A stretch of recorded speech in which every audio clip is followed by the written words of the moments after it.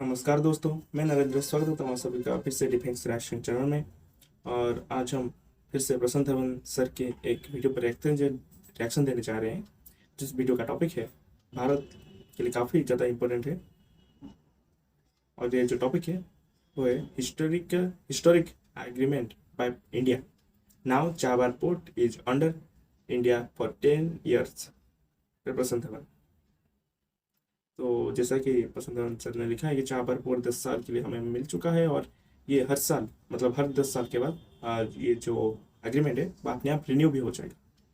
तो देख लेते हैं पूरी वीडियो, उसके बाद जो है मैं अपना ओपिनियन दूंगा।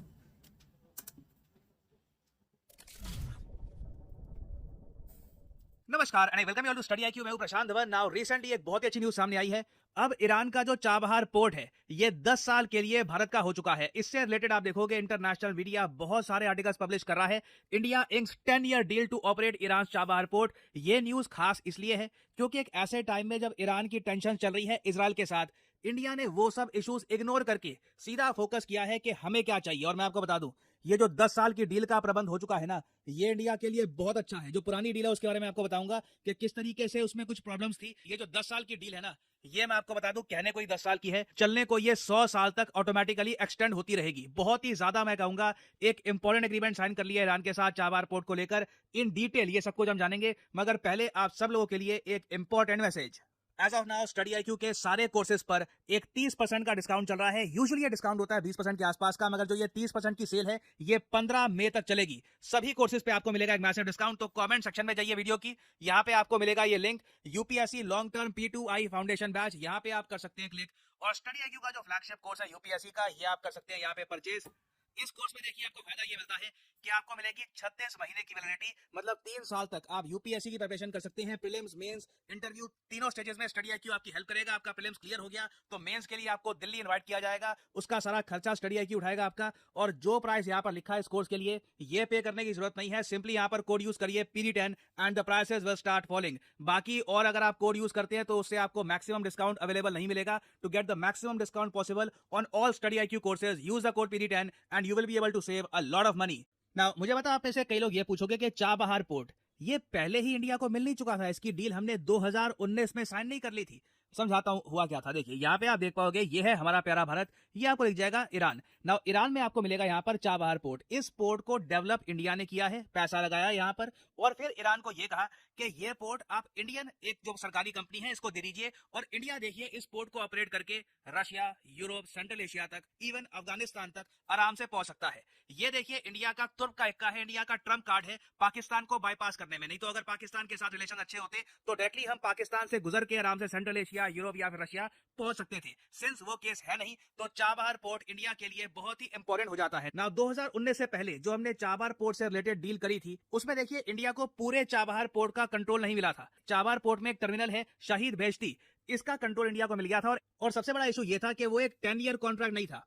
उसमें क्या था कि हर साल एनुअली ये कॉन्ट्रैक्ट रिन्यू हो रहा था। यहाँ पे आप देख पाओगे जो अभी हमने डील करी है ना ये ईरान के साथ, it replaces an initial pact signed in 2016 that covered India's operation in Shahid Beheshti terminal of Chabahar port and has been renewed annually.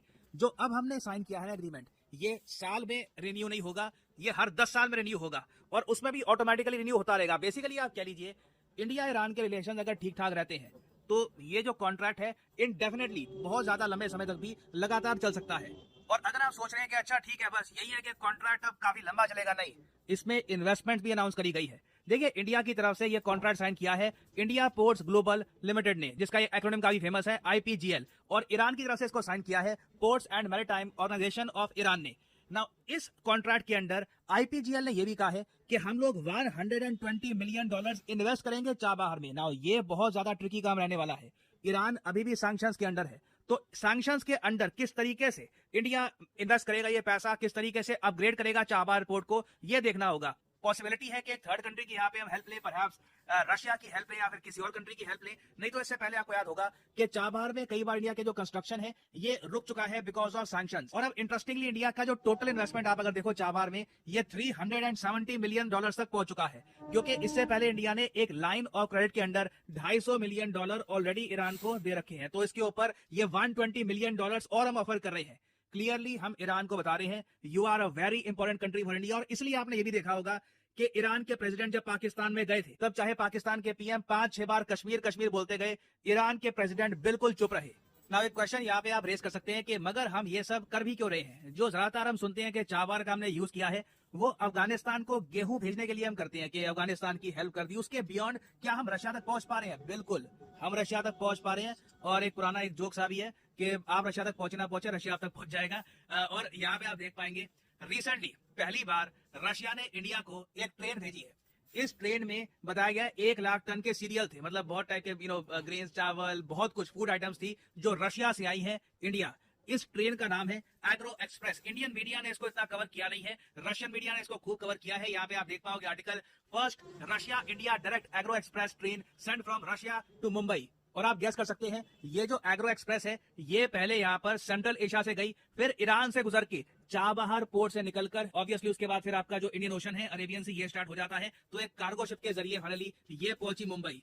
Russia ने इंडिया को एक्सपोर्ट किए हैं सीरियल्स। ये इतना मतलब न्यूज में इतना था नहीं, but this is very important. और रशिया देखिए आने वाले समय में 1.7 बिलियन डॉलर्स का एक रेलवे ट्रैक भी बना रहा है, जिससे रशिया की जो कनेक्टिविटी है ईरान से ये बहुत इंप्रूव हो जाएगी और रशिया और आराम से चीजें एक्सपोर्ट कर पाएगा, इंपोर्ट कर पाएगा फ्रॉम मुंबई। तो रशिया के साथ देखिए अगर इकोनॉमिक टाइज इंप्रूव करने हैं उसके लिए चाबार पोर्ट एक क्रिटिकल रूट है। आई मीन इससे शॉर्टेस्ट रूट आपको मिलेगा नहीं। आप अगर पाकिस्तान से भी जाओगे ना तो ऑलमोस्ट सेम डिस्टेंस ही आपको मिलेगा, उल्टा आपको अफगानिस्तान से गुजरना पड़ेगा। That can be risky. Chabahar port बिल्कुल परफेक्ट है इंडिया के लिए, इसलिए इंडिया ये इजराइल वाली टेंशंस के बीच भी एक बड़ा एग्रीमेंट साइन कर रहा है ईरान के साथ और मिलियंस ऑफ डॉलर्स हम इन्वेस्ट करने को तैयार हैं। हम चाबहार को और बढ़िया बनाने को भी रेडी हैं। अभी के लिए चाबहार में 10 बर्थ्स हैं, most probably in the future जो बर्थ्स का नंबर है ये भी हम इंक्रीज करेंगे। और एक बार ईरान से अगर सैंक्शंस हट जाए, मुझे पता नहीं है कब होगा, कैसे होगा, इट इज वेरी डिफिकल्ट, क्योंकि अगर डोनाल्ड ट्रंप पावर में आ जाते हैं यूएसए में तब सिचुएशन और जरा कॉम्प्लिकेटेड हो जाएगी। बट स्टिल लगता नहीं है कि इंडिया चाबहार पोर्ट का जो ये पूरा प्रोजेक्ट है इसको अबैंडन करने वाला है।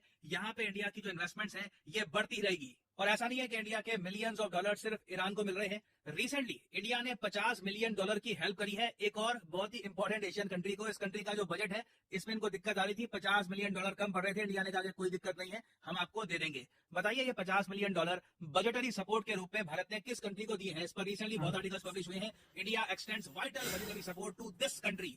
बताइए ये कौन सा देश है? ये है यहाँ पे आपकी options, the Philippines, Maldives, Mauritius या फिर जिम्बाब्वे। कमेंट सेक्शन में करिए उत्तर। जो लोग सही आंसर देंगे उनकी कमेंट को मैं हार्ट दे दूंगा ताकि बाकी लोग समझ पाएं कि सही उत्तर क्या है।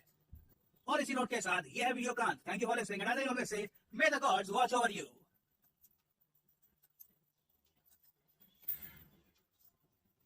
दोस्तों वीडियो से खत्म। और जैसा कि प्रसन्न धवन सर ने कहा कि जो चाबहार पोर्ट है भारत के लिए क्यों जरूरी है। जब ये पाकिस्तान के साथ अच्छे रिलेशन हो गए तो रशिया के साथ रशिया तक पहुंच सकते थे, लेकिन जो डिस्टेंस है वो कहीं ना कहीं मैटर करती है। अगर पाकिस्तान से अगर हम देखे जाते तो कहीं ना कहीं हमें और 2-4 कंट्री क्रॉस करने के बाद ये हम रशिया तक पहुंचे, फिर रशिया से क्रॉस करके यूरोप तक पहुंचे। लेकिन यहाँ पर ईरान के चाबहार पोर्ट से सीधा ईरान देकर एक और कंट्री है जिसका नाम मुझे याद नहीं आ रहा, फिर हम रशिया पहुंच गए। कोई डिफिकल्टीज है, कुछ भी है, आराम से हम पहुंच गए क्योंकि ईरान ने हमें एक्सेस दे रखा है ना, ट्रेडिंग का, और साथ में रशिया को भी दे रखा है एक्सेस। तो कहीं ना कहीं हमारे लिए बहुत अच्छा हुआ है ना। डिस्टेंस कम होगी जितनी तो उतनी ही हमें जो प्राइस है वो कम रहेगी। अगर ज्यादा डिस्टेंस होगी तो कहीं ना कहीं प्राइस में फर्क तो पड़ता है, काफी ज्यादा फर्क पड़ जाता है कई बार। और जैसे कि आप सबको पता है कि रशिया के बाद सेकेंड हाईएस्ट सैंक्शन कंट्री है ईरान, और से कहीं ना कहीं टान तो अड़ाएगा मुझे लगता है। लेकिन जिस तरह से रशिया ने इस बार उन्हें जवाब दिया है तो चुप भी रह सकते हैं, तो कुछ कहा तो नहीं जा सकता, लेकिन अगर कुछ भी वीडियो है तो उस पर रिएक्शन जरूर होगा। और ये जो चाबहार पोर्ट का डेवलपमेंट है वो काफी ज्यादा जरूरी है भारत के लिए, ताकि जो यूरोपियन कंट्रीज है वहां तक पहुंचे है। तो वो देखते हैं आगे क्या होता है और यूएसए का इस पर क्या रिएक्शन होता है। और जैसे प्रसन्न धवन सर ने कहा कि जो यूक्रेन से आई है रशिया से, लेकिन हमारे जो मीडिया है उनसे क्यों मतलब क्यों आखिर ऐसे न्यूज को मिस कर देते हैं, मुझे समझ नहीं आता।